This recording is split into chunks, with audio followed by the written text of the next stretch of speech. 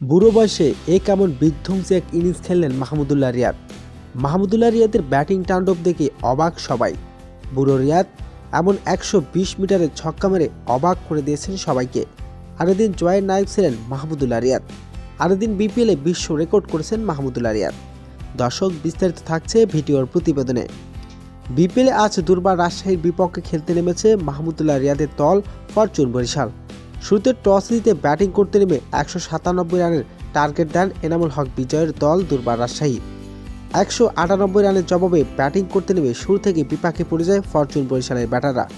এরপর মাহমুদুল্লাহ রিয়াদের ব্যাটিং তাণ্ডবে এদিন সহজে জয়ের দেখা পায় ফরচুন বরিশাল।